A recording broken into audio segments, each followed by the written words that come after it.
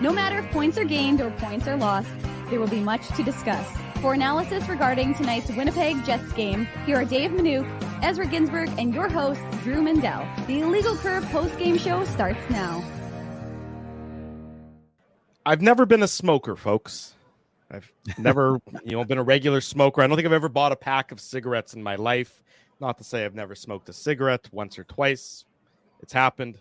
But I totally understand if after that game you feel the need to light one up just to calm things down a little bit. Because holy moly, the last game, game 82 of the regular season, was 90s night. That was the theme night at the arena. I had no idea that game one of the Stanley Cup playoffs between the Jets and the Avs was going to be 80s night. But the 1980s called and they said, we want our hockey game back. 7-6, the Winnipeg Jets defeat the Colorado Avalanche in what was an epic contest that certainly will cause gray hairs on both coaches, and neither team will be particularly pleased with how the game went.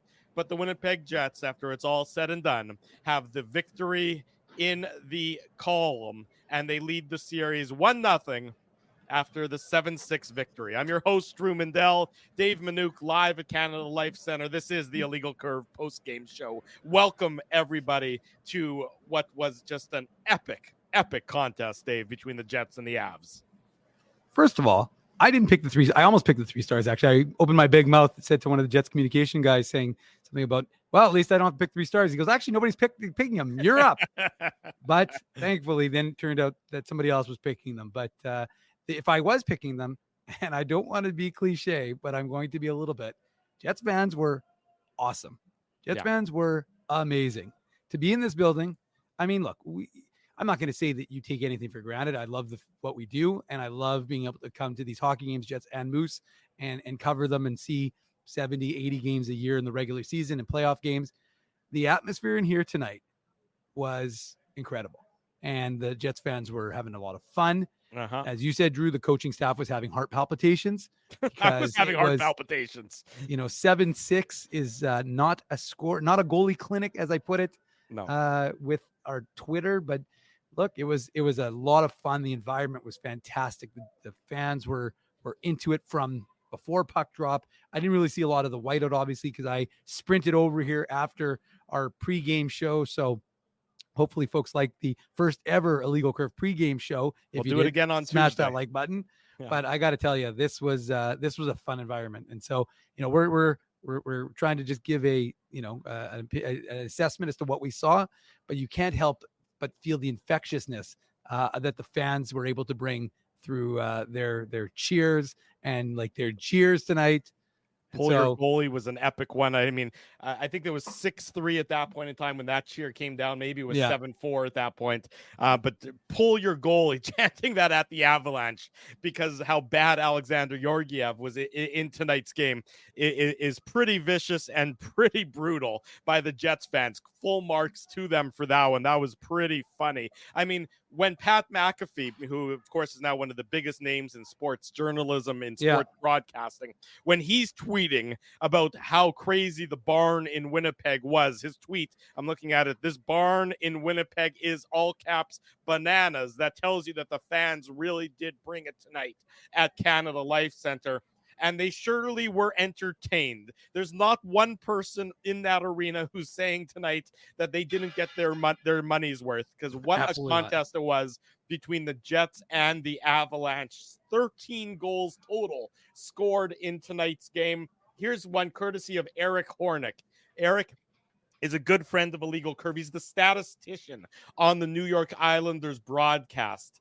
The Avs loss tonight ends a stretch of 200 consecutive games, regular season and playoffs, that they have scored at least 6 goals and didn't and lost in regulation. So this is the first time in 200 consecutive games that the Avs have scored 6 goals and lost in regulation. The last time it happened was December 3rd, 1995 versus Dallas. The franchise was 30-0 all time in the playoffs when scoring 6+ goals. I mean, look, this is not a picture perfect game by any stretch of the imagination.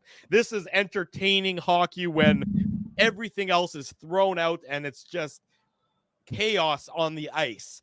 And the Jets get just enough goaltending from Connor Hellebuyck, and the Avs get absolutely no goaltending at all from Alexander Georgiev. So we're going to see our old friend Arvid Holm, the 2017 sixth-rounder, who was backing up Georgiev tonight. Well, so Justus Annunen, who you would have thought would have come into the game at some point in time, was sick. He wasn't on the Avs lineup, which I really didn't realize until the game had already begun. And then I don't think anybody realized it. No, in fact, to be honest with you, Drew, not only did nobody realize it, the Avs tweet with the lineup, still had Annunen still in their lineup. So when I heard that Arvid Holm, the old friend who we used to cover here when we watched Moose games, had gotten into the line or was going to be backing up, I jokingly said, because it was a year ago next week, one week short of a year that Arvid Holm played his last game here in Winnipeg. So signed obviously a deal with the Colorado Avalanche and was backing up a playoff game. Yeah, so just a wild game all around. And we're going to get into the nitty-gritty details of it. We're also going to bring you the media availabilities as those get underway. We can see them sort of beginning to congregate backstage. We're going to bring you all the media explain the format to folks just so they know. Right, so it's a different format than we're used to. So the players are at a podium. They're not in the dressing room.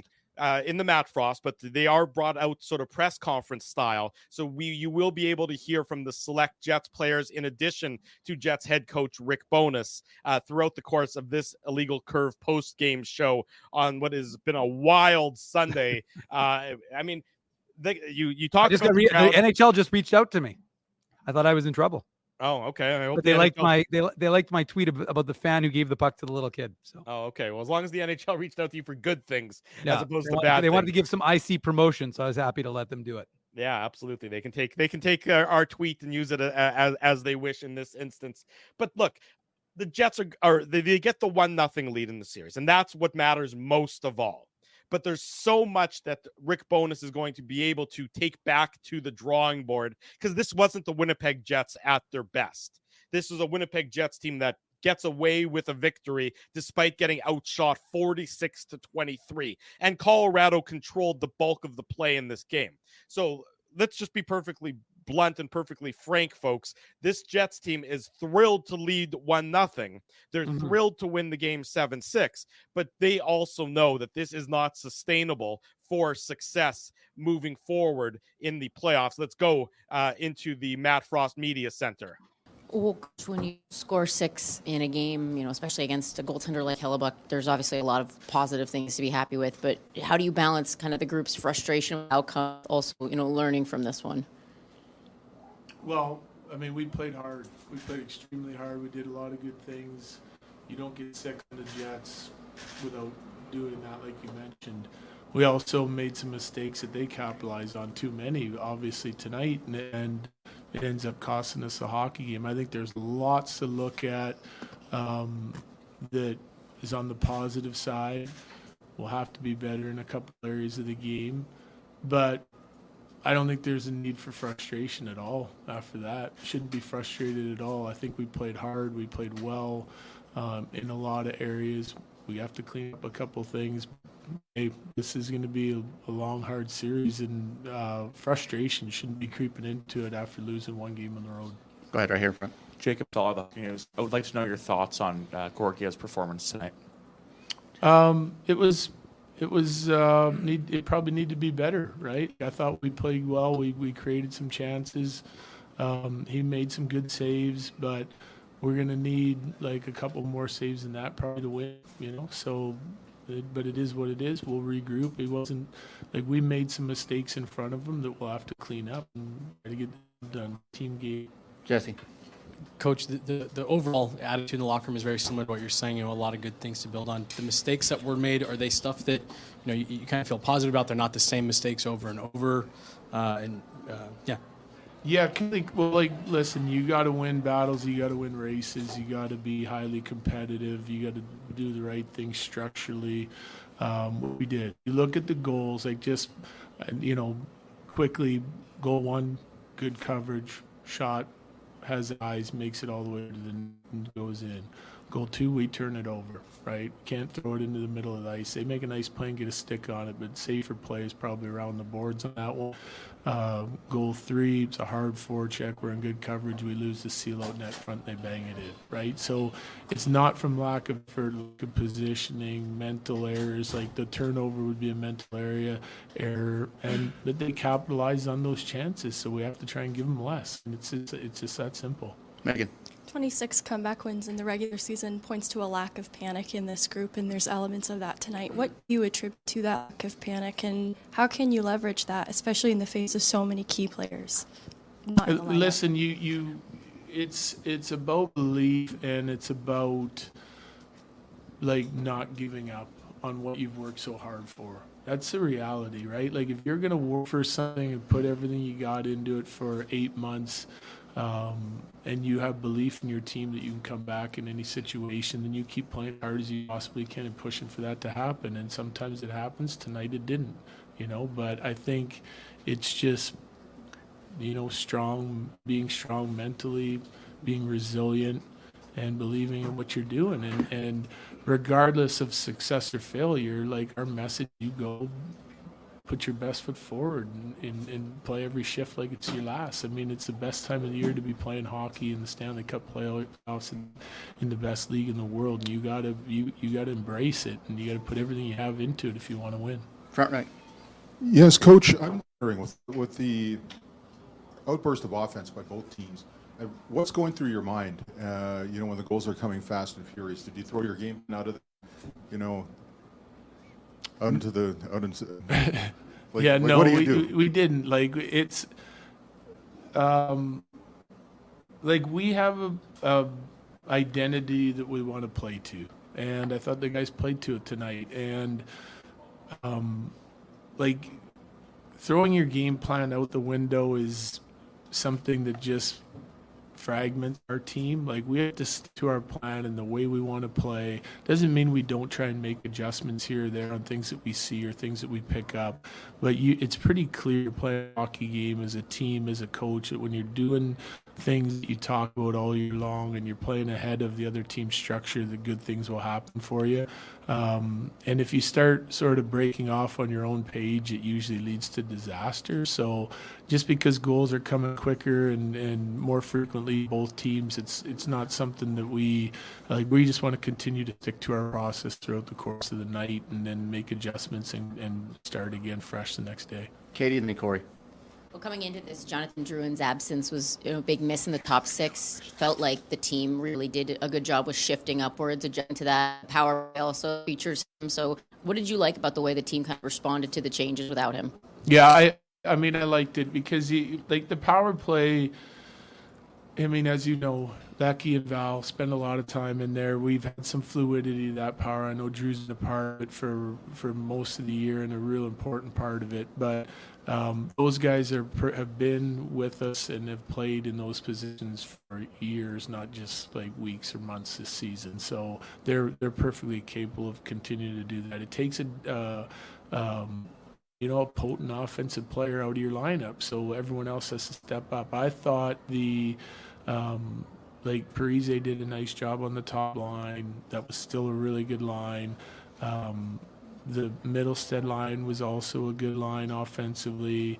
The group that really kind of turned it up from an offensive standpoint for me was the Colton Wood and Kiviranta did a nice job. Like they were highly effective in a lot of different areas of the game, not just on the defensive side or on the physicality side, but like offensively, that was a dangerous group, which really helps. I mean, you have to have the depth scoring and the contributions throughout your lineup, and everyone has their own sort of specific role and identity, both as individuals and lines. But as a group tonight, like we didn't miss Drew's offense because everyone else was like significantly better than just average game in a regular season. Last couple ones, Corey. Do you feel like maybe even going back to the last couple of games of the regular season and then some of the early goals, some of the mistakes that turn into goals, do you feel like your team, gets tense or has issues with just to play away because maybe they're worried about the mistakes going in the back of the net? Well, I thought our start was great tonight. I did. I know we get a lead and then it's like it's gone. But like I just felt like we were pretty steady in our approach tonight. I think like you get the feeling on the bench. Is frustration sitting in? Is it do you believe in what you're doing? Like I think we proved a lot to ourselves tonight in that locker room. We haven't played the Jets well this year. We played them a good game at home early in the season, but like that's our first taste of us playing hard and them playing hard and seeing what's going to happen, And it's a 7-game series, so I don't think that a whole lot changed for us, like from start to finish in that game. I thought the guys played as hard as they possibly could and as clean as they possibly could.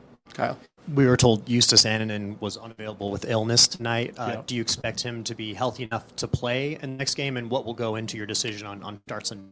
Yeah, I don't know. I don't know if he's going to be healthy enough to play or not. Wasn't healthy enough to play tonight. We'll see what we see in the morning, and then, I'm not thinking about anything else. We got to have him available if he's going to play. Last one. Yeah. If so, would you consider a goaltending change? I'm not going to speculate. Okay, thank you, Jared. Yep, thanks. There he goes. That's Colorado Avalanche head coach Jared Bednar addressing the media after tonight's. You didn't want to return me to the chat there, Drew? Yeah, sorry. Well, you could press the button yourself just as I was easily. talking to our right fielder, Jay Glass, was here. So he was standing on the catwalk. Thankfully, I'm in the ancillary press box right now. I had to find some space, a little bit quiet. Yeah. But so I was talking to Jay, who's walking the catwalk right now. Okay, fair enough. So 7-6, the Jets win. That was Jared Bednar really praising his team's performance more than anything else. Not so much the goaltending, but at the same time, he wasn't in a position to throw Alexander Georgiev, completely out because they are probably still going to rely on him. We don't know the status of Justus Annunen. And of course, he's also a rookie.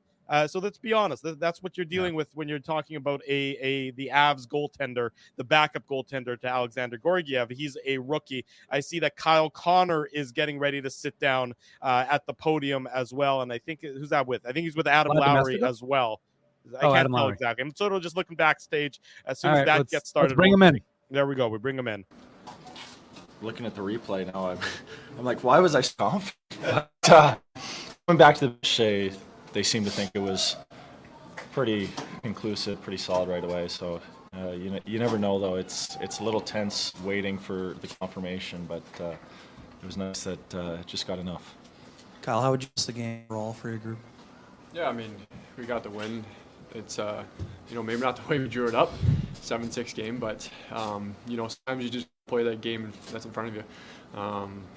It kind of turned into a bit of a track meet there. We know we got better. Maybe a little nervous energy start for us. And I think we, once we start getting going, we can show that, obviously our depth is really key. I think all lines contributed, and we just kept rolling them over. Created a lot off the forecheck as well. Pressuring their D, turning the puck over. So just a little more of that for sure. I was wondering if it was nerve or that their speed and talent is that hard to contain. I think they had a great game plan off the start. Not that we did it, but I think they exited a little. They just played it simple, got it in, and could have been. Can't speak for everybody in the room, but we're a pretty veteran team, and I think we were able to. No matter what got thrown at us tonight, we were able to sit back and focus on that next shift. Adam, your thoughts just on the style of game and how much it has to change, if at all, for you guys? Well, I don't think Bones is going to be preaching 7-6. So, I think they had a great start. Maybe a little nervous energy. We were excited getting the white out and having home ice and getting to play in front of our fans. I think just moving the puck, we didn't get the puck through the neutral zone early. Helly had to make some big saves. We were able to settle in. I think it's just, we gave them some easy offense early, and we'll have to adjust on the kill 6-on-5, things like that. But I think we got to do a better job just staying on top of speed. They come through the neutral zone so well. They have an active back end, and they generate a lot there. So just F3 got caught a few times. Pucks inside the blue line, ours and theirs. It gave them some of those chances that a little uncharacteristic for our group. So it's a great team over there. They scored a lot of goals. We know they've got great offensive talent. So we're with the result. I think both teams still have areas that they'll want to clean up, though. Adam, this is a night where the final stats probably don't look great for him, but is this a night where the value of a Connor Hellebuyck certainly shines, especially maybe early in that game when the shot clock was pretty lopsided? Yeah, I actually was talking to Eric about that. I think, his stats aren't going to jump out at you, but Bones always says timely saves, and the goalies are like, "Oh, save's a save." But I think the start, especially early on, they're shooting us 10, 11-1. He makes some saves, but he swallows up some pucks where he's allows us to catch our breath. I think he gives up 6, two are on the power play, one's with the net empty, so it kind of skews his stat line a little bit. But he's been our MVP. He should get consideration for the Hart. He's had such an amazing year. He's so important for our team. So another solid game for Helly. So no concerns there. I just wanted to ask you about you did see a lot of Nathan McKinnon's line. How did you think your line did in terms of keeping those guys in check and obviously chipping in some offense of your own? The offense was nice. I think anytime you can get some against those guys, it's gravy. It's what we gave up. I think we spent a lot of time on our end. We sum up the rush. I think I look back at that first shift in the third period where he rings one off the post. They get some chances like it. So with that being, I think we want to spend a little more time in their zone. Where I'm down on the cycle, I think there's going to be some tweaks, and maybe at some times in the game we were a little tentative. We were trying to be so cautious that we were over top that we were late at forecheck, and anytime you're late on a forecheck, you allow some easy outlet passes, and that's where their speed can really hurt you. So just some quicker read. I think it kind of is where our line will look to be a little better in game 2. Kyle, and Adam's second goal where it goes one post to the other post. Where were you? Were you on the bench at that moment? And how much time in your life passed as that puck was going back and forth? How much time in my life? Some real philosophical questions questions. for game 1. Really, our video guy had it up right away, and it was pretty quick. We all started celebrating pretty quick, and that's probably when Adam saw the bench get all excited, and when you're right away, you can see there's you guys saw the look, the sliver of the puck kind of turns on its side. And you don't see that very often, going post to post and puck turning like that. So a bit of a fortunate bounce, but we'll take them. Yeah. And Adam, obviously you've seen Kyle score so many goals in the NHL, but that super heavy play takes the puck away from the defenseman to kickstart. I think it was Fleury to Scheifele for the goal, if I remember this right. But taking the puck away on the forecheck, obviously. That was in the first, right? Yeah, that was like 13 goals ago. I think that's an underrated part of Casey's game. He's not the biggest guy. He's not going to run you over on the forecheck, but he does such a good job with his speed and his reads, getting into the guy's hands, turning it over, kind of moving the puck, allowing the next guy to make that play. So, it was real heads-up play, real great play. I think, we talk about impacting plays on the forecheck, everyone doesn't have to run through the defenseman. It's about disrupting, trying to create those turnovers, and he does a really good job at it. And then, the 2 goals, they were huge for us as well. Kyle, I wonder if there's something that you can see or explain in Adam's game once the postseason arrives that would potentially explain the kind of results that he's been getting for a while now in the playoffs. Yeah, I think the game speaks for itself, through the regular season. Just right away, 200-foot game, gets to the net. Smart player, you see it. That's why he's our captain. He leads by example, and he's a big voice in there. And pretty good hands around the net. You guys saw that tonight, so translates very well. And we're lucky to have him. And I guess just the last one, going into that game, everyone knows how dangerous their stars can be. I wonder what kind of pride you take in your stars, really having had, the elevation that they had in this game today. Yeah, I mean, that's why you want to play the game. You want to play against the best and showcase, at the highest stage. Every one of us, I think we got a really deep team. Anybody can kind of contribute like that. It's part of the fun of it. We battle all season to get in this position, and you got to enjoy it. You got to relish the pressure that comes with it, and it's you want to be go through for your team and do it for yourself during these moments. Thanks, guys.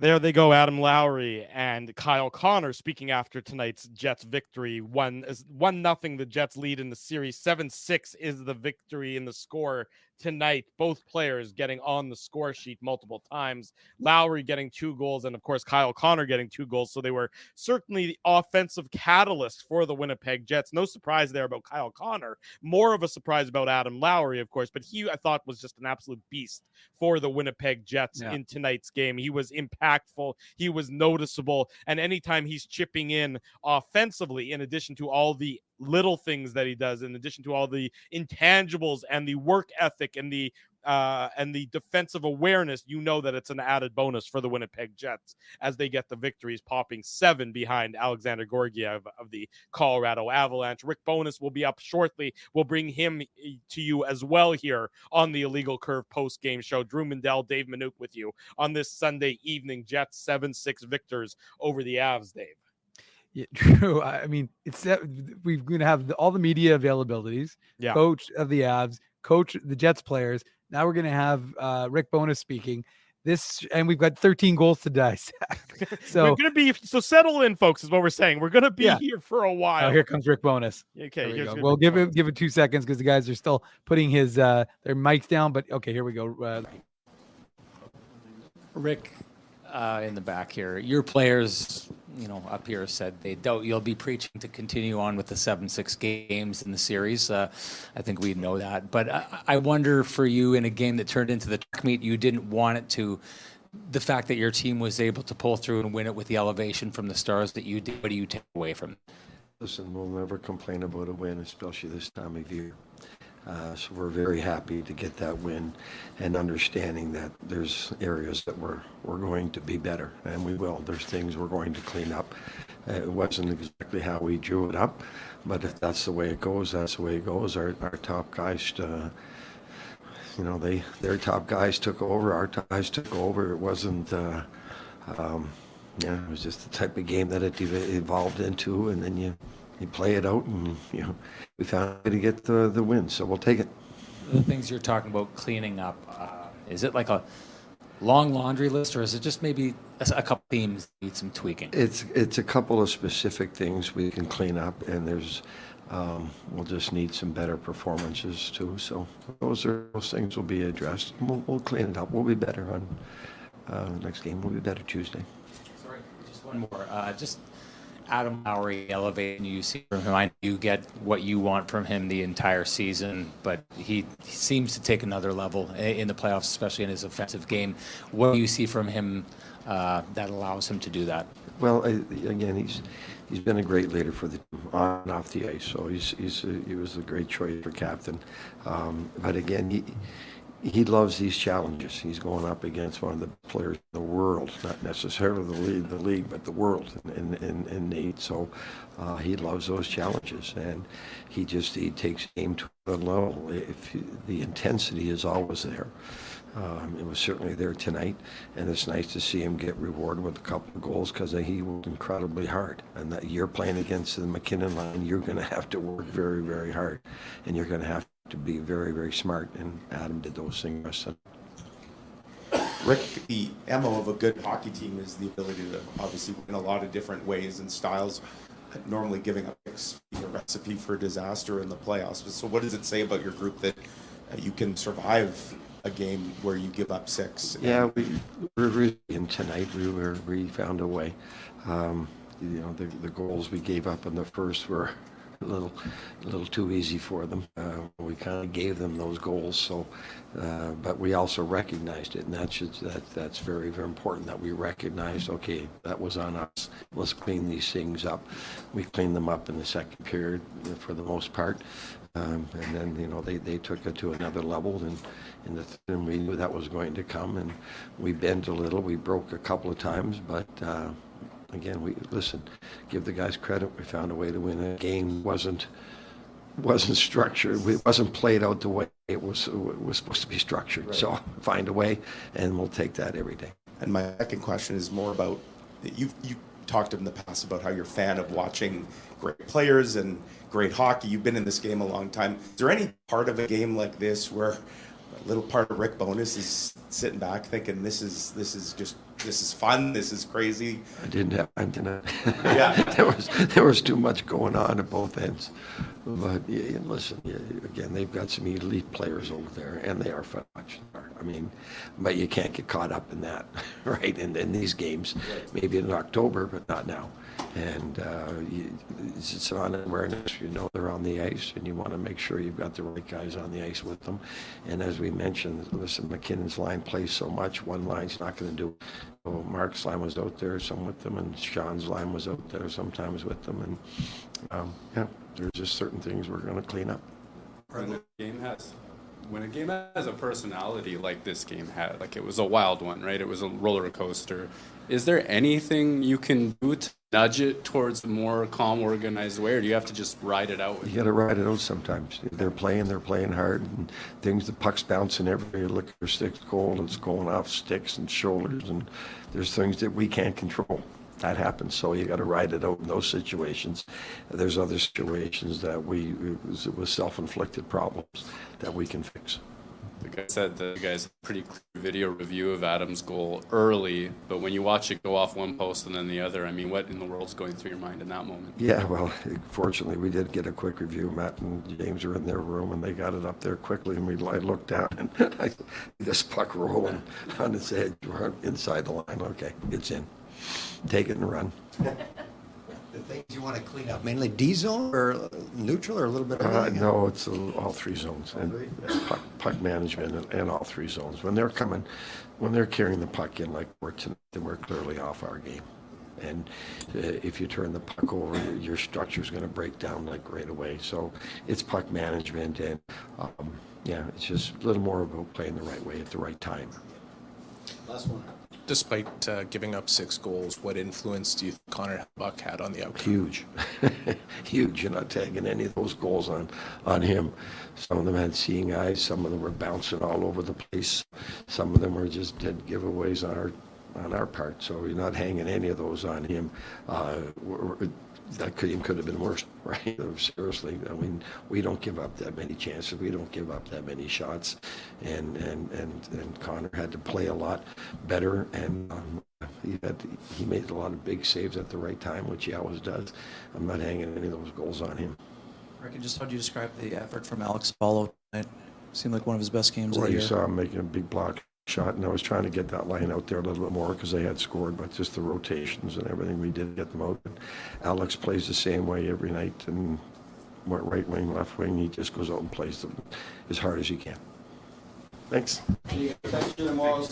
There he goes, Jets head coach Rick Bowness speaking to the assembled media at the Matt Frost Media Center. Big thanks to our photographer and videographer, Colby Spence, for getting us all of the post-game availabilities. We'll be glad to do that for the entirety of the postseason, at least for the home games, for the entirety of the postseason. Yeah. Of course, maybe we'll send Colby to Colorado. Yeah, if somebody wants to bankroll or travel to Colorado, just let us know. No, Drew, we're not important. Colby is the important one. Colby, we'll send Colby, or you can send us all to Colorado. You can bankroll us there. Send us an email, drew@illegalcurve.com. Slide into our DMs on Twitter /X. Jets 7-6 victors over the Colorado Avalanche. Nice meeting you, AJ. Yeah, great meeting AJ as well earlier today. It was just a wild and wacky game is what this was. It was not what the Jets, the head coaches want. It's not what I'm expecting game 2 to be. I expect game 2 will be much more sedate. Not to say it won't be entertaining, but I think that both teams... Famous last words, Drew. Yeah, I know. Both teams, I think, will be much more focused on structure and playing the way that they want to play. Let's get into the recap of tonight's game, Dave M. There's 13 goals to go through, so there's plenty. You ready? You sure about that? I mean, I'm not we could sure. talk some more. We could do a preamble. No, we're 35 minutes into the post game, and I got big lots crowd of in the house, Drew. I know. Big crowd. We'll get into each and every goal as we go here on the Illegal Curve post-game show. Drew Mandel, Dave Minuk with you on this Sunday evening. The Avs, and I was surprised by this because I said this on the Illegal Curve pregame show a few hours ago, that I thought the Jets were going to come out as the house on fire. I thought the Jets were going to be the more energetic of the two teams to start, and I was completely wrong on that front. The Avs certainly were taking it to the Winnipeg Jets early on in tonight's contest. I believe the shots on goal at a point in the first period were 9-1, if I'm not mistaken. It was interesting, Drew. It was 9-1. Yeah. Then it was 10-1. Yeah. Then it went back to 9-1. Yeah. And I think they scored on the 10th or 11th shot. Right. So that is the first goal of the game coming at the 6:10 mark. Valery Nichushkin getting his first of the playoff series, assist to Josh Manson. This is a wicked shot by Nichushkin. Going absolutely, just a clean shot that beats Connor Hellebuck, but it's not a great line change by the Winnipeg Jets. And it's part and parcel with them not really they're on their heels to start the game. So they're going for a line change. It's not done well. The puck isn't in deep enough to execute the line change seamlessly. And the Avs and their transition game is just so dangerous. And they get the early goal to tie it up, to take the 1-0 lead, Dave. Yeah, I mean, it's not a great time. I mean, of course, what does the coach always want you to do? Get that puck in deep and know that if you're going to head off on a line change, do it so you're going to be able to, not leave your goaltender stranded. And you got to give Nichushkin credit. I mean, it's a beautiful shot. Beautiful shot. But, I mean, it's just an unfortunate line change, and they get burnt by it. And, it was interesting, Drew, because you're curious as to how that would impact the crowd, because like I said, right from get-go, and again, like I said, I'm sure it still translates well on television, but it did. The crowd, you could just, like I said, it's such a next level of audible that and whether the meter that measures that, whether how accurate that is, the fan meter or not, but ultimately, I mean, like I said, they welcomed the Jets fans. Obviously, we were still wrapping up from the pregame show, so I didn't get here till, maybe 10, 15 minutes before the puck actually dropped. But yeah, I mean, like I said, it kind of took the Jets play, and I'm with you. Like, after our pregame show, I really wasn't certain what team we were going to see, how the Avs were going to look, and how the Jets were going to look, right? And, at one point I looked over at some of our media colleagues, and I was like, 9-1, not what I would have anticipated in terms of shots. And the Avs had a few flurries there to kind of increase their totals. But yeah, I mean, they're out shooting the Jets 9-1. They take the 1-0 lead, like I said, on a somewhat unfortunate defensive play by, or you want to call it a bad line change, whatever you want to call it. But ultimately, they don't get the puck in deep. Manson recognizes that, gets it up to Nichushkin, and suddenly you've got a 1-0 deficit, and you're wondering, what will the response be? Yeah, and the response for the Jets was a good one, and to their benefit. Now, a lot of the Jets' success, let's not sugarcoat things, was because of the poor goaltending by the Colorado Avalanche goaltender in Alexander Georgiev. Full credit to the Jets for their goals, for getting the goals, but they also benefited from a weak goaltender. And that's what was part of the conversation, part of the narrative in the lead up to the series, in the preamble to this series, was the Jets had the edge in goaltending. Was Georgiev going to be able to make enough saves for the Colorado Avalanche? And he certainly didn't in tonight's game. Although ironically, he did it. Drew, I agree with you, but he actually did make some very nice saves in this hockey game. Right. At least two or three. No, well, sure, but I mean, it's almost not too little, too late. But I would say that there were a couple of instances where he made a phenomenal save on Kyle Connor. Yeah, and Sean Monahan, I think. Sean Monahan, he also made a nice save on. Yeah. So again, I'm not lauding anything he was doing, and the Jets fans yelling "pull the goalie" at the Avs bench or chanting that was awesome. It was very funny. Again, it was a very throwback thing. Percentage, or it was in the seven. I think it was either 700 or even sub 700. I think when the game came back, and I don't want to be a spoiler alert here, Drew, but when we came back after the first intermission, I think both goaltenders' save percentages were not anything you'd write home about. Right, and the difference is that the Jets expect Connor Hellebuck to bounce back. And Connor Hellebuck himself will say that this wasn't his best performance. Sure. That's frankly the reality of it. It wasn't his best performance. But Alexander Georgiev's save percentage was .696. I mean, that's what his save percentage. According to our friend Jacob Stoller, only 6 goalies have recorded a worse save percentage in Game 1 of the playoffs. Worse than his .696 save percentage in the last 15 years. the Jets tied it up. So the Jets' first goal of 7 comes off the stick of Josh Morrissey. And look, there's a lot of traffic in front of Georgiev. So don't get me wrong. There's a lot of traffic. There's a lot of guys, in his way. And it's a real nice play by Mark Scheifele and Kyle Connor in protecting the puck down low, working it around. Brendan Dillon gets it off over to Connor. And then Connor and Morrissey are do this the sort of the switching of sides on the blue line, and then Morrissey lets the shot go through traffic. But this wasn't what I would describe. It was a seeing eye shot. I think that's what Greg Millen said on the broadcast, and that's the right apt words for it. And it's a shot that the goalie has to fight through to make the save in this instance. And it was almost foretelling of what the Avs goaltending was going to be like, because the Jets, who were struggling to start this game, who were being outshot dramatically, who the ice was tilted heavily against them, get this goal on one of their first few shots of the contest, probably their second shot of the game. Maybe it was their third shot. Third, I think it was the third. There you go. So Morrissey at the 8:02 mark, and it's back to being a rocking barn, tied up at 1.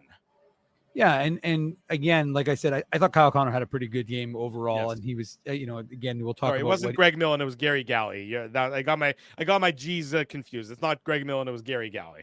All right, fair enough. It's very similar names, Drew. So you're not, you don't have to worry about it. But look, it was important, right? You didn't want to let the Avs look. It's 2-0 insurmountable. Had the Avs taken a 2-goal lead? No, but I mean, like I said, this is one of those plays where the Jets are creating a lot of havoc. And their transition was good, and their feet were moving.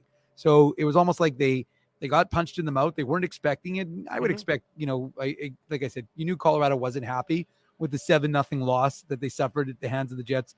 Ironically, we're like, what do we say on the pregame show? No, we won't see 7 goals a game. Oh no, you're right. We'll see 13 goals in today's game. But I think it's one of those things that you wanted to see the Jets be able to strike back quickly. Yeah. And so within 2 minutes, I think it was a minute 52, maybe, that they were able to get that tying goal by Josh Morrissey. And look, Josh Morrissey is again here, Captain Obvious statement, but what a driver, right? And you can see the emotion after he scores, and how emphatic his celebration was. And it was with good reason. I mean, that was it kind of blew the roof off of this place. Right now it's 1-1, and you're back to even, and you can get something positive going in the building, because the building is brimming with positivity, right? But you don't have a goal, and you're down, and you're being outshot 9-1, or I guess 10 or 11-1.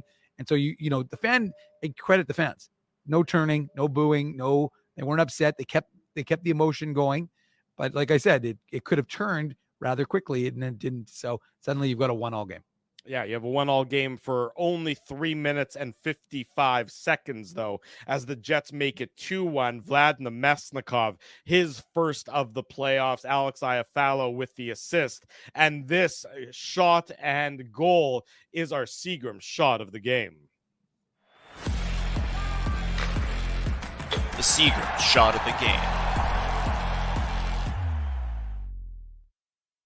Big thanks to our friends at Seagram's for their continued support of the Illegal Curve post-game show. If you were hitting the bottle while watching tonight's game, nobody could blame you, as long as you do it responsibly, of course. It was a hell of a contest between the Jets and the Avs. Hopefully you washed it all down with some Seagram's 83, Manitoba's #1 whiskey. Jets make it 2-1. As I said, Vlad Namestnikov with the goal. It's a great play by Alex Iafallo. It's not a great play by Josh Manson for the Avs. He's the one who is looking to go make the breakout pass. Iafallo, we know how good of a stick he has. We've heard it all season. We've seen it in action on more than one occasion. In this case, he gets just enough of the pass by Manson, the attempted pass. It goes right into the middle of the ice surface, and Vlad Namestnikov downhill with a head of speed just lasers a shot past Georgiev, top shelf, to make it 2-1 for the Jets.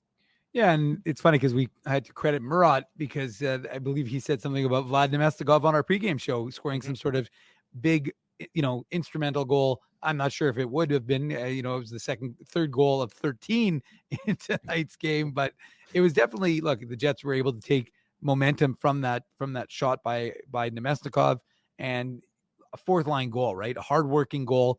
Alex Iafallo, I thought he had a really good game. Makes that play, Drew. You're right. Like Josh Manson, I think Josh Manson has a lot of positive, but he also takes away a lot, right? When we saw that the Jets were able to exploit him a little bit in that 7-0, not a little bit, a lot, and that 7-0 loss.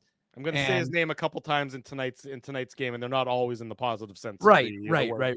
Exactly. So, I mean, it is but it's a big goal because now, what is it? 3 minutes after or 4 minutes after you tied the game, Vlad Domestikov, and what a smart player he is. I mean, what a luxury to have a guy like Vlad Domestikov as your fourth line center, right? So, he's buzzing and he's into it, and the crowd goes bananas because now you got a 2-1 lead.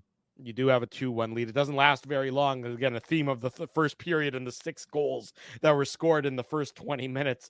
It lasts less than 3 minutes, 2 minutes and 50 seconds to be exact. Miles Wood getting his first of the playoffs, assist to Yoel Kiviranta and Ross Colton. And this one is not a good one on the stick of Dylan Samberg. Just trying to do a little too much and a little too soft and a little too cute, as it's a great play by Colton to knock it off of his stick. It goes onto the stick of Kiviranta, and then Miles Wood is there to sort of clean up a little bit of the garbage, outweighting Connor Hellebuck in this broken play. Dylan Samberg's just got to be a little bit more aware of the circumstances at that point in time. I understand what his mindset is. I understand what he's trying to do, but a little too risky with the play in this one. Great play by the Avs at the same time. Great hard forecheck to force the turnover, but Samberg's got to be a little bit better, I think, in his thought process on this goal. For sure, and you can see how pissed off he is. He smacks his stick into the glass, but I mean, there were two instances where he has control of the puck and he gives it away, and there's no pressure when, like, the beginning of this play, Drew, there was no pressure. Mm-hmm. And he's basically just got, he has there's a little bit of pressure, I guess, but you could have dumped it up to Alex Iafallo, who's past the blue line. And then when he retrieves the puck, now look, the Avs are going in on a hard forecheck, so you got to give them credit. But it's just an unfortunate play by, a guy who, even if we've lauded him for being a phenomenal defenseman, and, like I said, Murat talked about his attributes and the gains you've seen in him this season, it's a mistake. And so is it a backbreaking one? No, but it's just a soft play, and Kiviranta intercepts and like I said, gets it over to Miles Wood, who is able to put it through home and pass Connor Hellebuck. And now suddenly it's a 2-2 game. So, just one of those, I think that's one of those things that Rick Bowness talked about, the cleaning it up, Drew. So that's probably one of those things that he's like, that's just a play that can't happen. And again, 2 instances where he has opportunities to get rid of that puck, remove it from a dangerous position, and instead he doesn't. Yeah, exactly right. Not a play that the Jets want to make in this instance. It's 2-0. It's 2-2 at this point, and that doesn't last long. That lasts all of 18 seconds as Nathan MacKinnon, you knew he was going to get his stuff, and he gets it 18 seconds later to give the Avs the lead back. Assist to Rantanen and Makar, and it's a failed zone exit by the Winnipeg Jets, and the puck gets onto McKinnon's stick. A nice cross ice pass by Rantanen, and Dylan DeMello is trying to defend him, but I think the puck deflects off of DeMello's stick and eludes Connor Hellebuck to make it 3-2 for the Avs. Again, Jets failed zone exits are going to be such a story in this series. They've been where the Jets run into trouble, I would say, multiple times throughout this season when they can't get the puck out of their own zone. Same for when the Jets score offensively. It's because they are very good at keeping the puck in the opponent's zone. That's what happens here. It doesn't seem like should be a difficult one. Adam Lowry goes for the hard ring around the boards. It looks like Niederreiter is jostled, can't get it out, and that's how it ends up on the stick of MacKinnon after the pass by Rantanen to make it 3-2 for the Avs, Dave. Yeah, and as you said, Drew, it's just 18 seconds later, right? So you're sitting there going, how brutal is that for the Jets? But it's, again, like I said, this one thing about this team, we've seen a lot of resiliency in this group, but it's just an unfortunate set of circumstances for Winnipeg because, again, you've just given up the 2-2 goal, and really the key also is how do you react? How do you respond? And we'll talk about it a little bit later because, this instance, Drew, as you outlined, was not a good response by the Jets, and they get burnt by it. but in a later iteration of a goal that gets scored against them, they were able to kind of respond how they needed to and have a good kind of bounce back shift. But yeah, you're right. This is unfortunate because again, you don't want to, first of all, of all the players that you don't want to get going, Nathan MacKinnon, who was phenomenal. I thought he was like all over the ice. He was dangerous. You could see, I mean, on that play where he blows past Dylan DeMello and then Cale Makar isn't able to bunt that airborne puck past Connor Hellebuck. But I mean, you can just see how dangerous Nathan MacKinnon is, right? But again, one of the things that the Avs did very well was pressure. And as you said, Drew, this is an instance where he's not able to, they're not able, Nino Niederreiter can't clear it when it's along, get it out of the blue line, past the blue line, sorry. And then the Avs are able to turn around quickly in transition and they strike. And so anytime you have Makar, Rantanen, and MacKinnon on the ice together, it's all sort of hold your breath and hope you can get through the shift. Because that's the irony for the Avs, or probably what's the most sour taste of it, is that those guys were so good. Yeah. Their best players were so good, and yet they still lose the game. Makar was tremendous for the Avs, and we'll get into his goal a little bit. MacKinnon was great. Rantanen was great, yet they score 6 and they still lose against they get 6 against the stingiest defensive team in the league. And it's got to be, I know that Jared Bednar struck all the right notes, and the Avs players, we don't have their media because they were still in the dressing room for the media availability. They struck all the right notes, but you know that it still has to be a little bit of a sour taste in scoring 6, playing the way they did, and yet still giving up giving up the lead in the series 1-0 to the Jets. Scheifele, you talk about response, and it wasn't a great response after Wood scored because MacKinnon scored 18 seconds later. Well, now the Jets respond, and they respond in a positive manner. 48 seconds after the Avs take the lead, the Jets get it right back. It's Scheifele from Velarde. So Scheifele gets the goal, Velarde gets the assist. It's sort of a shame that Kyle Connor doesn't get an assist here. That's the play because this is all Kyle Connor's effort, controlling the puck, cycling the puck, putting it, moving throughout the Avs zone, putting it down deep, and then going in on the forecheck and forcing the turnover that allows Velarde to get the puck from behind out to Scheifele in front, and Scheifele being covered by Josh Manson again, but Manson doesn't tie up his stick. So Manson's right next to him, but Scheifele's stick is right there available for Velarde, and Velarde to Scheifele to the back of the net, and it's a 3-all game after 20 minutes, Dave. Yeah, and that to me is the play by, again, you're right, absolutely right, Drew. I thought Kyle Connor was excellent. Ties up his man, creates the forecheck. Velarde gets it over to Scheifele, and Scheifele is there, and what a response. And that's what you wanted to see from the Jets. And again, like I said, there was another instance of this later in the game, but it was I think it was important for the Jets to be even after 20 minutes, to have kind of that sort of, wipe the slate clean and just play, an entirely new period. But one of the criticisms of Kyle Connor has been his physicality sometimes in these games. And here's an example of a guy, sure looks like a guy, and one of the things we talked about, when we heard in the media availability, Drew, we didn't hear it, but one of the points that Murat was talking about with us was that idea of the hunger and seeing the guy, the give a shit with this team. And again, that to me was a real prime example of a guy who's playing hungry and he's playing hard. Kyle Connor is not an overly physical player. I know that's a shocking revelation to the folks who have been watching every single Jets game like we do, Drew. But you liked the aggressiveness, the hard forecheck. Like I said, I can't believe I'm saying Kyle Connor with the hard forecheck, but it leads to a puck turnover. And then Gabe Vilardi has just the softest of hands and gets it over to Mark Scheifele, who's not going to make a mistake. And suddenly it's a 3-all game. 3-all after 20 minutes. I think everyone needed that final buzzer or sound. Holy moly. Just so they could breathe a little bit, just so they could exhale and try and, recalibrate what the hell they just saw for the first 20 minutes of this game. Usually sometimes playoff games, there's a little bit of a feeling out period. Both teams are trying to sort of figure each other out. The Jets and the Avs, of course, have known each other and played each other. They've never played each other in the playoffs.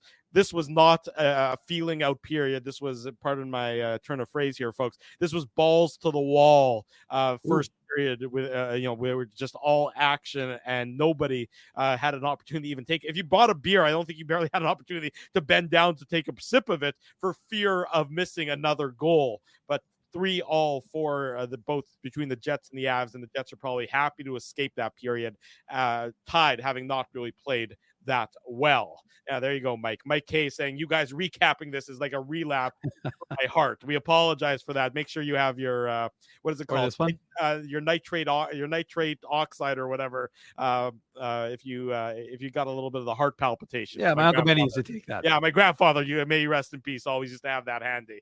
When the old ticker wasn't ticking so great. Yeah. We're gonna tinker with your ticker. There you go. Only one goal in the second period. Adam Lowry gets his first assist to Brendan Dillon and Nino Niederreiter, and it's a 2-on-1. That this is sort of a bit of a broken play in that Niederreiter's stick blocks a shot, then the stick breaks, and it's sort of a bit of chaos at the Jets' blue line, but it ends up getting out of the zone. The Avs are looking for a penalty on this play, but there's no call to be forthcoming. They think it's interference. They think that that there should be an interference call, but there is no call coming, as I mentioned, and the Jets take advantage of it in that they get the goal. Lowry is coming in 2-on-1, and he's looking. I think it's Devon Taves is the defenseman who's back, who's playing pass the whole way, and Lowry just goes right at Georgiev and just goes 5-hole on him. It wasn't the greatest shot that Adam Lowry has ever unleashed. It just looked like Georgiev was so timid and on his heels in trying to stand up to the charging bull that is Adam Lowry, that Lowry's like, okay, I'll just go right through your 5-hole, which seems to be gaping wide open. And the Jets have a 4-3 lead as it happens after 40 minutes, Dave. Yeah. And it's funny because we were almost saying, like, first of all, it was a fantastic period of hockey. Like it was end to end, but it was only one goal. Right. So it was funny, Drew, because we're sitting there going, well, I can't call it low event, the word as he hates, but because it wasn't low event, it was a really entertaining period. And what is it? What's the key really is it starts with the defensive zone faceoff, right? And then there's a bit of an aggressive pinch, and it's amazing that Nino Niederreiter's stick gets a assist on this play because his stick breaks ultimately, but it was a smart play. Stick breaks on the Makar shot. It's a Cale Makar shot. Yeah. Yeah. So his broken stick somehow gets an assist, but look, it's a real nice play by them, and good transition, right? Lowry and Appleton plays the what's it called? Plays kind of like the decoy. Yeah. And yeah, I mean, you're right, Drew. Again, it's kind of like this whole idea of where you have just doesn't have it right now. And it's shoot it on net. There's a goalie who doesn't have a lot of confidence, right? And you try and almost turn into a bit of a shooting gallery. But yeah, the captain was happy, and let me tell you, the crowd reacted accordingly. They were just a smidge excited to see 17 get his first of the playoffs, and they were going to get more to celebrate after. But it was it's good. I mean, like, he looked off to Mason Appleton, and then he turns. So it looked like Georgiev should have known that he was shooting, but again, I'm no goalie. I'm not going to pretend to be one. And look, it's enough of a goal to give the Jets a 4-3 lead after 40. And you're like, well, maybe this is serious. This game has calmed down. Maybe there's it's not going to be the outburst we saw in the first period. Maybe this is more what it's going to settle into. But of course, that would be an incorrect assessment if that's the one you made after 40 minutes. It would be an incorrect assessment, but the Jets get that all important insurance marker, and boy, did they need all the insurance markers they could get in that wild and woolly third period. It's amazing. The first period had 6 goals, or 6 goals total. The second period only had the 1 for 7, and then let's go for another 6 goals in the third period. Just told you it's gonna be a long post-game show, Drew. It's definitely a long post-game show. Lowry, he gets his second of the game on this one. It's assisted to Mason Appleton and Nino Niederreiter, and it starts with the board battle where he just is too much man for Mikko Rantanen to handle. And Lowry just hits him and drops him, and then maybe gives him a bit of a cross check as well. And then the puck is loose, and he comes in and he cuts in front of Alexander Georgiev. And boy, did it look like, was it in? Wasn't it in? He says he knew it was in. It was trickling along the goal line. You can see how close it was to getting over the line, or not getting over the line, to be more exact. It gets behind the goal line and gives the Jets the 5-3 lead. I don't know if you guys, or if anybody in the chat follows I think it's art, but make it sports. I think is the actual. Oh, I've heard of that. Yeah. It's a great Twitter. Art but sports at Art but sports. It's a fantastic follow on Twitter. It's a guy who takes basically photos of things that have happened in recent sporting events. The immediacy of that Lowry goal is already there, and then he finds a painting to match it up to, or a piece of art to match it up to, and he already did that one for the Lowry goal. It's available on at Art But Sports. I wanted to give them a shout out, and it's 5-3 for the Winnipeg Jets. But Lowry's hit on Rantanen is what starts this whole play. Beast mode, as Elias McCracken says there, a little bit, or paraphrasing a little bit in the chat. There's no question about it. And, we joked about it in the press box that you might need some physics, or a physics degree, or a physics professor at least, to explain to you how that puck managed to go off the post, twist in turn, and then just kind of get over the line.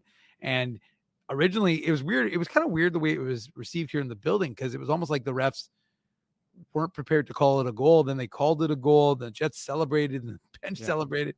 Then they reviewed it, quick review. And so good on Matt Prefontaine and the Jets video staff for having no, they knew right away that it was a goal. So the Jets were excited.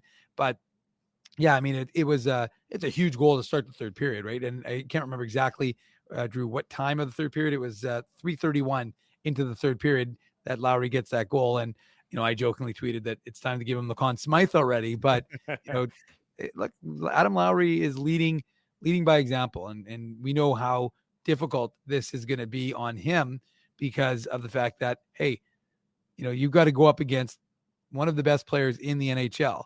Okay, this is the at art. So the left side of the screen here is the puck just over the goal line. Yes. And the right side is the painting that it was matched up to, or the piece of art that it was matched up to. So again, a great follow. If you have, I have no interest in art. I don't understand art. You're a very fancy guy, Drew, with all your art. Art is not my thing, but if anyone is knowledgeable about art, or just, it's kind of funny. You look like Drew. You look like that fellow Art Vandelay. Well, thank you. That's about as close to an art expert as I'm ever going to be. I appreciate the Seinfeld reference there, Dave. But in any event, at Art But Sports is a great follow on the Twitter machine. Okay. Well, let's again, but we got a lot more goals still to go. Well, we do have a lot more goals to discuss. But yeah, look, it's a big play by Adam Lowry, and like I said, it's just it's another indication as to why he is the guy who is leading this Jets team, right, and leading them into the fight. And now they've got a 5-3 lead, and they're feeling good about themselves. And like I said, this is there's a lot to discuss on this one. And Mason Appleton, you got to give him credit, and Niederreiter. These guys are. I thought most of the lines played well. Obviously there were some deficiencies, and we'll discuss that when the Avs start to roll back. But remember, two of their goals were on the power play tonight. So that obviously is a factor. We talked about one of the keys to this game, Drew, and it looked like, actually I have to say that before I finish my assessment of the Lowry one, I really thought that the refs did a good job, at least in the first couple of periods, of really kind of putting the whistles away, not making, like, I know Jets fans saw Ehlers get hit and they wanted a penalty, but I thought, that doesn't rise to the level, especially in the playoffs. So I was happy they kind of put it away. But for the most part, like I said, this was a good play by these guys. And Lowry, nothing sums up Adam Lowry more than pulverizing Rantanen. Although I said McKinnon, I think, in our tweet, but it was Rantanen who he pulverized into the boards and gave him the extra shot for extra measure, and then scores a goal. That's the old insult to injury. So big play by the captain, and the Jets have a 5-3 lead. I was talking Moose story in the press box tonight, so I apologize. Jets make it. I was talking about it with who? Former Jet Ray Neufeld. There you go. Jets make it 6-3. So exactly 2 minutes and 20 seconds after they made it 5-3, it's Kyle Connor on the power play. This is with Valerie Nichushkin in the box for elbowing Mark Scheifele. Connor getting his first of the playoffs, assist to Morrissey and Scheifele. And the Jets power play up to this point, had been unsuccessful on their looked previous good. 2 opportunities, but they looked good. Yeah. And both lines on the power play actually looked Mhm. good and had some opportunities. Nikolai Ehlers was doing Ehlers-esque things, dancing around and moving the puck and moving the defense around to get some opportunities on a previous power play. But this one, it's Connor towards the tail end of the power play, getting his first. And just again, it's great puck movement, but it's a shot that needs to be saved in this instance. You're down 5-3 if you're the Colorado Avalanche on the penalty kill. You've almost killed off the entirety of the penalty kill. So the penalty kill is going to be over in 25 seconds. So you're onto the tail end of the power play, and it's a good shot by Connor, but it's short side. So, your Georgiev has to make the save. You can't be beaten short side on this shot by Kyle Connor, but that was what the Jets' mentality had to be, was shoot, because until he can make the saves consistently, there's no reason for us to be looking for the perfect play. And on this one, Kyle Connor with his great shot eludes Georgiev for the 6th goal that the Jets have scored in tonight's contest. Assist to Morrissey and Scheifele, and it's 6-3. With about 14 minutes, little more than 14 minutes to go in the 3rd period, Dave. Yeah, and he look, Georgiev obviously has to pay attention. He's got Sean Monahan in front, and he's got Gabriel Velarde at the side of the net. And we saw those guys execute a number of chances that were silky smooth, I would put it. And Drew, I think it's worth noting that I think it was the 2nd power play for the Winnipeg Jets, the power play 2 unit came on, and they were great. And they didn't score, but they sure looked good in that. I think it was in the 2nd period, and they created a lot of chances. And they played, what did they play? Like almost, I think, a minute 26 or something along those lines in terms of their. But they deserved it. They created a lot of chances, although it was amazing. I think they only had the 1 shot on net, the Josh Morrissey shot, but or not Josh Morrissey, but I think the only shot on net came from Josh Morrissey. But they really had nice control. And here's another example, right? And you're right. Like, look, I wonder if Georgiev is cheating a little bit. In anticipation that it's going to be a pass by Kyle Connor to Monahan in front or to Velarde at the side of the net. But yeah, I think you're right. He probably needed to have that one, and now suddenly you're falling behind now 6-3, and from a Jets perspective, there's only 8:54 left, or that was 8:54 into the 3rd. Sorry, but. 5:51. 5:51. Right? So there's 14 minutes to go in the game. Can the question is, yes, the question is from the Jets' perspective is, can they begin to shut this down? They're up 6-3. You've got the sizable lead. Can you shut it down? Can you get to that tight checking style that it was so successful with? And frankly, they couldn't. And a lot of that has to do, of course, with the penalties, because the Avs' dangerous power play, was a key factor here. But that's just, again, something else the Jets can build upon, from tonight's game, is they have to be able to, when they get a lead like this, they have to find a way to just sort of stranglehold the game and end the game and make it so that they can get away with an easy victory rather than it end up in the 7-6 contest like it happened tonight. By the way, is it just, sorry, Drew, but that line by Rick Bowness was very funny when he was asked about having fun. Yeah. And he's like, no, that's not the kind of game I'm having fun with. There's no fun here at all. There's no fun for a ref there, for a coach there. It's more about, I think, heart palpitations and antacids at that point in time. Arturi Lehkonen makes it 6-4, assist, his first goal, assist to Cale Makar and Nathan McKinnon. It's a great tip by Lehkonen, and Makar with a great shot to allow Lehkonen for the tip. And I believe it is Rantanen in front, causing all sorts of chaos on this one. And had it been a closer game or a different situation, maybe the Jets challenged, but I think that not challenging was the right decision here. Any contact was initiated, I believe, by Connor Hellebuyck coming outside of his blue paint, and Rantanen being in a good position to provide some chaos and provide a screen. And that's a good power play goal. The Avs power play is a dangerous one. The Jets don't want to get into trouble. This was Mason Appleton taking a roughing penalty, what I would describe as a bit of an undisciplined roughing penalty in this case, gave the Avs back to within 2 goals at 6-4. You're on mute. You're still on mute. There you go. Now I know. I was coming back. I was trying to do 2 different things, tweet and this and that. But look, this is an instance where you don't want to give that Avs, like you said, Drew. It's a little bit of an unfortunate roughing penalty by Mason Appleton. Yeah. And the Avs are too good. We've talked about it. They're too good on the power play. And even though if their power plays slipped a little bit, there's too many weapons. I mean, there's too many weapons for this team to not be able to find, that just a beautiful tip. And, Connor Hellebuck doesn't really have a chance, and he falls, but it's well after. It's well after. And so it's after the puck in that, I agree. Yeah. And we did wonder if there would be any consideration, but I think it was the right decision by Rick Bowness.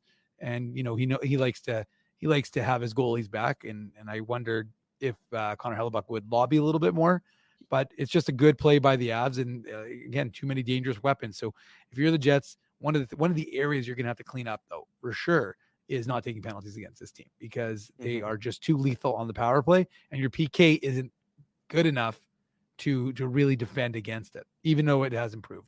It has improved, but you still don't want to give him the opportunity. So 6-4 at this point in time. 2 minutes and 25 seconds later, I promise you, folks, we're getting close. We're at goal 11, goal 11 of 13. So we're getting close to the end. Kyle Connor, his second assist to Gabe Vilardi and Mark Scheifele. And it's, again, the Jets are getting to, they're winning puck battles. They are winning on the high-low plays. And Kyle Connor is in a soft spot in the middle of the ice. And both Josh Manson and Arturi Lehkonen are right there with him, and they don't tie up his stick. I mean, it's just simple, really simple plays that the Avs are not executing on. Credit to the Jets. It's a clean zone entry. It's a clean zone exit from their own zone, a clean zone entry. They transition the puck up with speed. I think it's Vilardi who, takes the initial shot, if I'm not mistaken. And then the Jets go and they do the puck retrieval game. No, Connor took the shot. Connor took the original shot as the Jets gained the zone, and then Scheifele and Vilardi go and they retrieve the puck, and it's Vilardi from behind the net to Kyle Connor.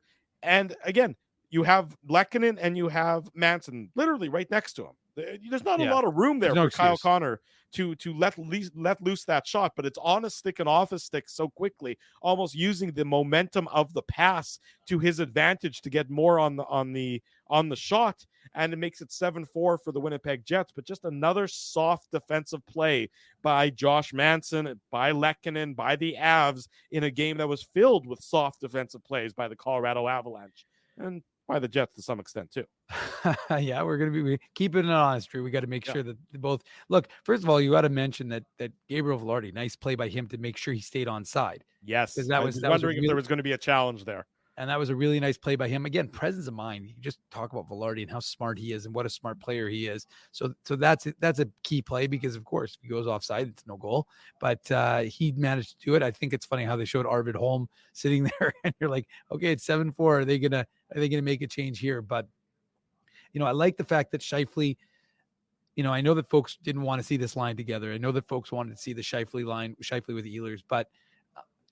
And that line, the Monahan, Ehlers, and Toffoli line, they certainly had their chances. Although Toffoli is not going to be winning any races, because there's one play in the second period where Toffoli, the puck kind of went up. Toffoli, if he's a younger man, a faster man, he probably isn't his game. Yeah, that's definitely not his game. He's more of an intelligent player. But this was just a nice play by Mark Scheifele to kind of shoulder check, see where Vilardi was, and then they just read off of each other so well. And Drew, you can't call this soft ice. It wasn't soft ice for Kyle Connor. He's in and amongst it, but he's still so good, and it recognizes an opportunity. So it's a really nice pass. It's a really nice, kind of a chip shot by Kyle Connor. And now he's got 2 goals on the playoff season, I should say. And the Jets have themselves a 7-4 lead. So you're like, all right, let's do this. Although I will admit, because Judy Owen, who writes for the CP, she's pulling her hair out because, of course, she got deadlines, and she's writing this game story, and it's all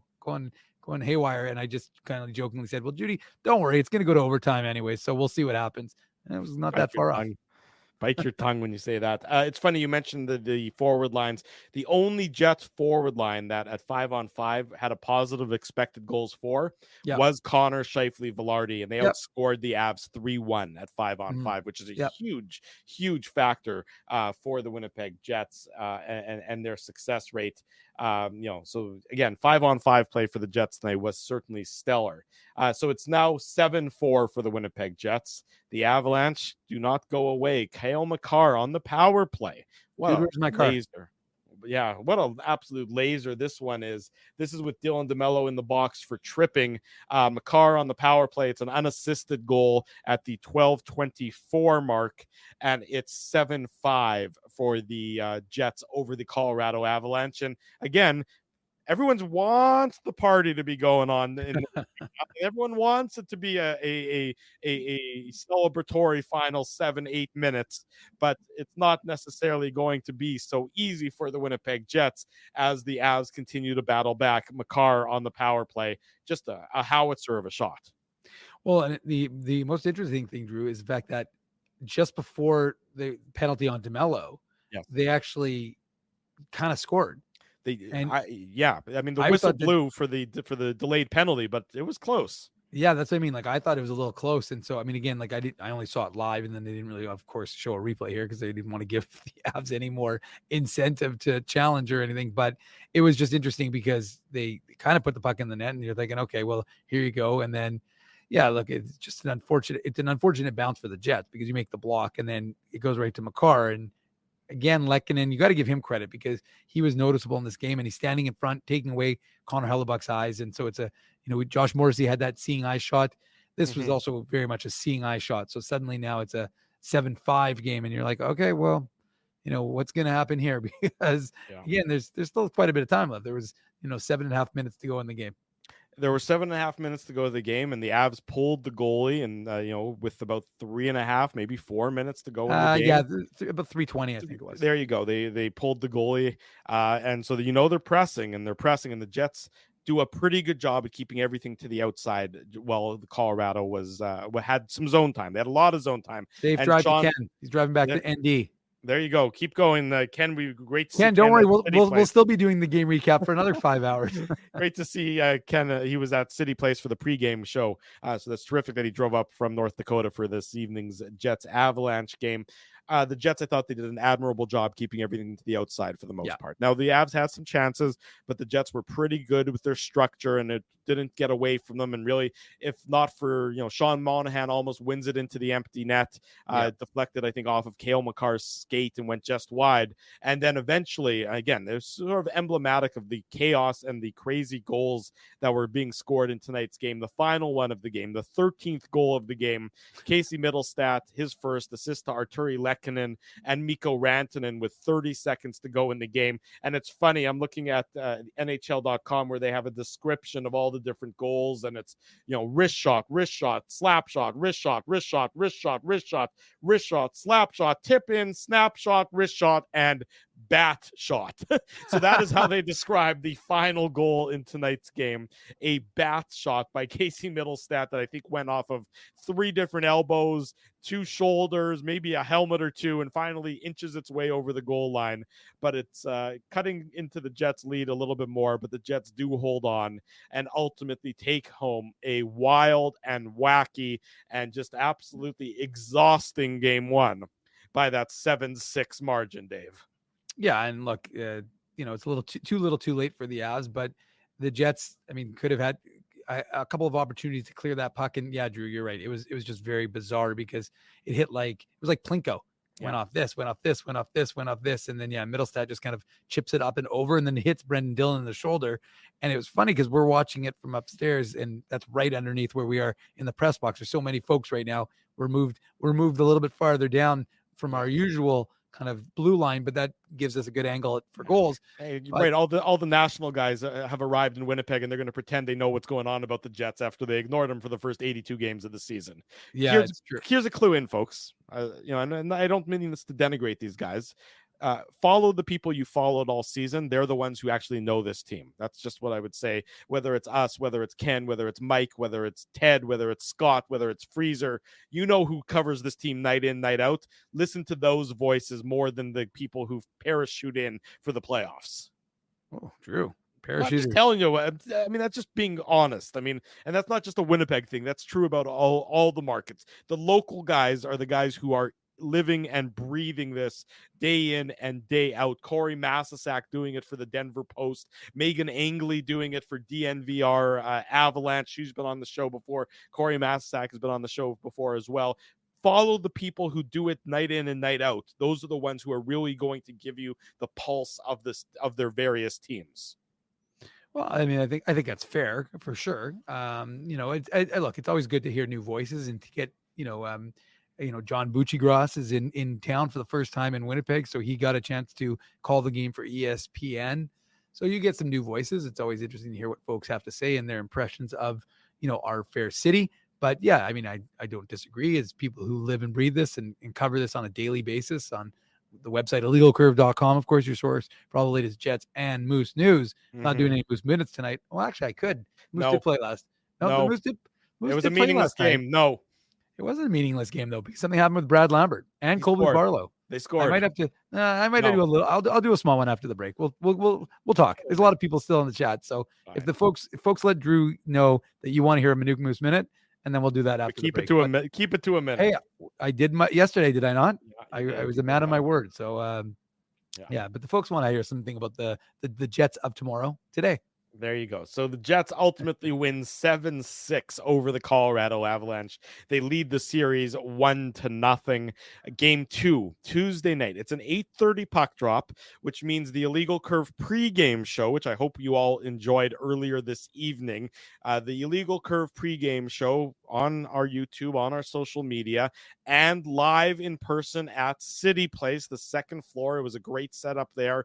Nice to meet so many people who came and said hello. To see so many people come by and say hello and give us a wave and show off their Illegal Curve merch, like the guy who that was awesome. Jets jersey and was wearing IC gear underneath. Love there. That was terrific. We'll be there 6:30 p.m. on Tuesday night for game 2 between the Jets and the Avalanche. IllegalCurve.com, of course, has all your latest and our YouTube channel and all of our social media platforms. So we'll go to break because we've done an hour and 20 minutes without taking a breath, sort of like this game was for a long period of the time. So we'll go to break. We'll come back. We'll talk a little bit more about the Jets and the Avs. We'll let Dave do a little bit of Moose talk, and we'll get you a little bit previewed up for game 2 on Tuesday night, and then we'll let you all get on with your Sunday evenings. Don't go anywhere. It's the Illegal Curve post-game show. Drew Mindell, Dave Manuk, Jets won 7-6, lead the series 1-0. Don't go anywhere. You guys ever wish for a game changer in life? Like finding out your favorite snack has 0 calories? Or discovering the mute button on Ezzy? Picture this, a secret weapon for parking where you can book a spot a whole month in advance. Tell me more, Drew. Pre-book your parking at really low rates, or maybe even for free if you use the code IllegalCurve. Free? What is this, sorcery? The Grid Park app. It's a real secret weapon that has affordable game day parking, and to sweeten the deal even more, I love sweets. Our listeners can use the code IllegalCurve to park for free. Holy Zamboni. Tell me about it. Just download Grid Park, GRYD Park, and use the code IllegalCurve, all one word, to park for free. Whoa, Ezzy, everything okay? You look stressed. Of course I'm stressed. We're moving, the house is upside down, the kids failed miserably at packing the fine china, and my life is in chaos. Chaos! Yes, that does sound like a problem. What am I going to do? Ezzy, relax. Rolly's Transfer Moving and Storage is the answer. With 60 years of experience in moving Manitobans and a track record of exemplary customer service, one call to Rolly's and your stress is gone. No job is too big or too small. Just visit Rollies.com and they will take it from there. Thanks, Dave, and thank you, Rollies Transfer Moving and Storage, online at Rollies.com.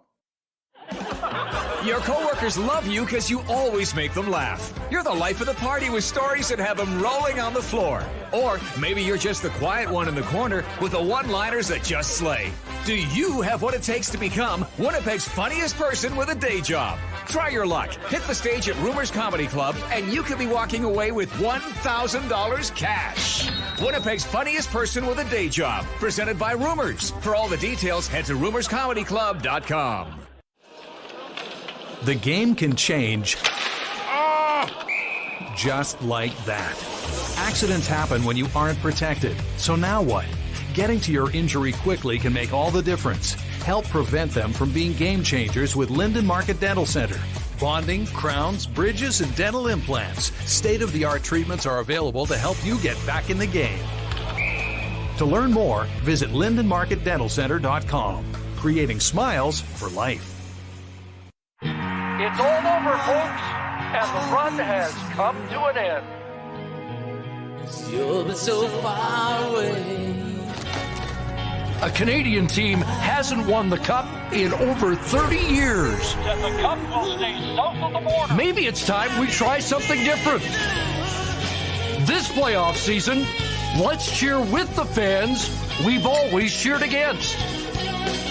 Team up for the Cup at Boston Pizza. For 3 generations and over 80 years, Tough Duck has been making apparel that works and plays as hard as the people who wear it. From jackets to work boots and everything in between, Tough Duck's clothing can handle the harshest environments, even the illegal curve hockey show. Work to live, live to play. Visit toughduck.com. Welcome back to the Illegal Curve post-game show. Sorry, folks, I was listening to Cale Makar, and I don't think he meant this as a slam on the Avalanche goaltender, Alexander Georgiev. I think it's just the way it came out. But the quote, and it's this is courtesy of Guerrilla Sports, who they cover the Colorado Avalanche. Quote: "Unfortunately, all the mistakes that we made ended up in the back of our net." So that's Cale Makar speaking post-game about the Avs game. It's part of a longer answer, so I don't want that to be, that I'm sort of cutting and pasting just a bit. You can go to @Guerrilla Sports and hear his entire post-game comments, but that's the line that stuck out to me, that unfortunately all the mistakes that we made ended up in the back of our net. And the Avs are going to need better goaltending. The Jets are going to need better goaltending too. There's no question that Connor Hellebuyck wasn't at his best tonight, but an interesting point by our buddy Scott Billick, who talks about the performance of Connor Hellebuyck wasn't at his best, but he did make 36 saves on 39 shots at 5-on-5. That's a .923 save percentage. Yeah. So at 5-on-5, if the Jets are getting a .923 save percentage at 5-on-5, that's usually where they want to be. Of course, the two power play goals did hurt the Jets tonight. But certainly, if you got to pick which goalie they need, their team needs more from, Georgiev needs to be way better for the Avalanche. And Connor Hellebuyck, I think, will himself admit that he probably wants to be better for the Jets as well. Yeah, and look, it's not a bad thing if you have more motivated Connor Hellebuyck. He had his dad. We saw Chuck Hellebuyck making his way to Winnipeg today, so he had his dad in the crowd. But I mean, yeah, you allow 6 goals against and you win the game. So I mean, you put it behind you, and the coaching staff we know is not going to be happy for giving up 6. But Drew, what do we talk about? Don't give up power plays against the Colorado Avalanche, because your PK isn't good enough for this to be something that you can have happen, and you gave up, too many goals with the man advantage. So don't allow that, because like you said, there was 2 power play goals and the 6-on-5 goals. So unfortunate in that regard. But yeah, Connor Hellebuyck made some big saves, and you wonder. Look, the Avs don't really have an answer, right? You've got illness obviously impacting one. Arvid Holm, who he was a serviceable AHL goaltender to a certain degree, but he's not your answer, I don't think. No. You have to write until Annanen's healthy, and who knows when that's going to be, as Jared Bednar didn't know when Justus Annunen is going to be healthy. He's a rookie. I mean, he hasn't played a lot of hockey. So right now there is no other option for the Avs. So they have to keep. Well, they knew this. Books. Joe Sakic, who I saw today in the press box, and I was like, Burnaby Joe, how's it going? But the point is that he said, River Heights Dave, how's it going? Did not, but he actually said, how'd you get in here? But no, I mean, look, it's there's no question that you needed to see, you'll need a better effort from both goaltenders. You're not going to want to see a 7-6 game from, fans probably, again, we talk about all the heart palpitations. They're probably happy that the Jets, of course, came out on the right side of that score. And I suspect if Jets fans are going to want to see anything for the next 15 wins, if they can get that, it'll be a little more controlled than that. But hey, you want to track meet with, let's not forget, they played more of a Colorado game, right? Because the Colorado Avalanche are the highest scoring team in the NHL. Right. The Jets are the stingiest team, or they were. not in the playoffs. In the playoffs, they don't worry about being stingy. You can't win the William Jennings in the playoffs. So not the stingiest team that we saw. You know the Avs are going to get their chances. The Jets just need to make sure that they limit and continue to play their game. No question about it. Before we go to the Minuk Moose Minute, I want to make a mention. Steven Schneider gave us $5. So as we do on this show, we say thank you very much. It's totally unnecessary. But when you do give us money, we do like to highlight your comment and highlight you and appreciate you for having done so. So Steven did this earlier in the broadcast. We've been busy here recapping 13 goals and bringing you all the post-game media. But I did want to say a big thank you to Steven for doing so. I just want to quickly update, because Rob asked me, he said, I thought it was Garden City Dave. No. First of all, it would be West K Dave. That's my neck of the woods. But no, I've sold out now. I'm in River Heights. But back in the day, I was West K Dave. That was my my hood, if you will. There you go. Minuk Moose Minute. Cougars. Put on your antlers. It's time for the Minuk Moose Minute on the Illegal Curve Hockey Show.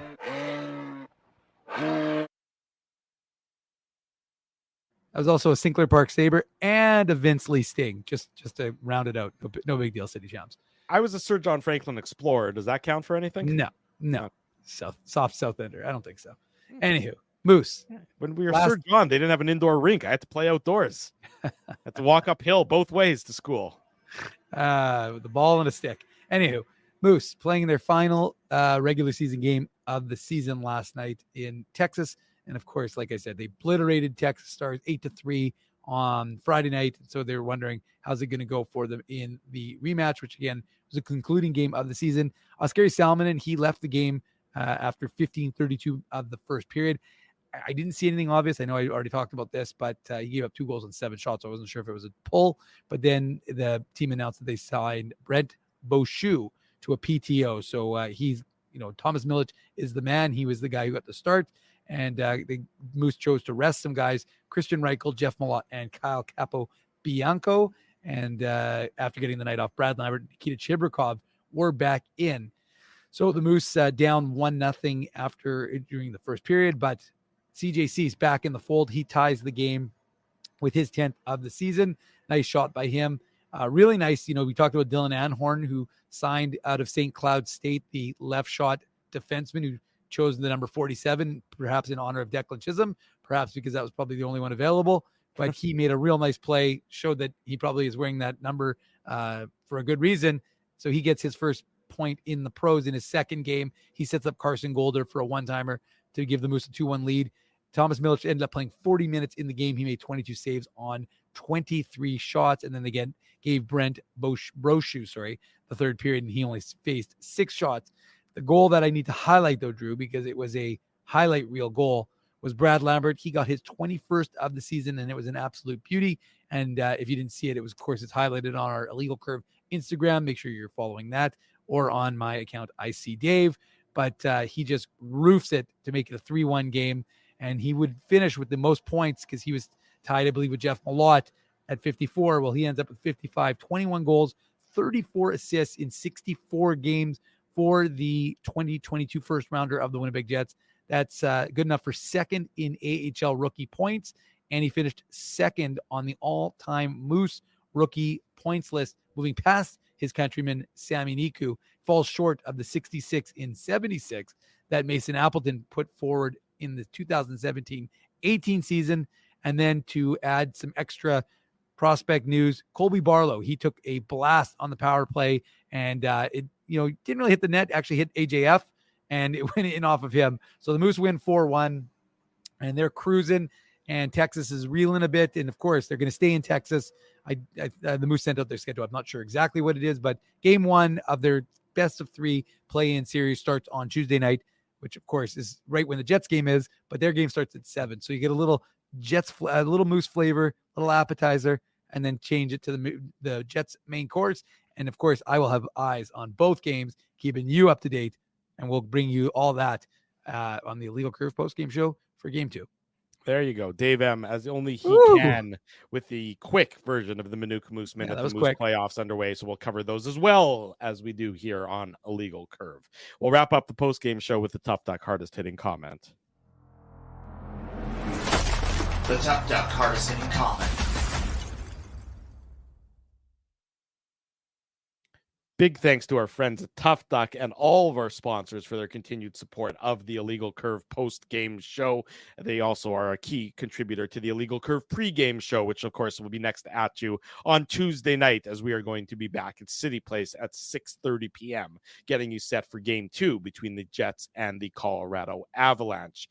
The Tough Duck hardest hitting comment goes to Elias McCracken.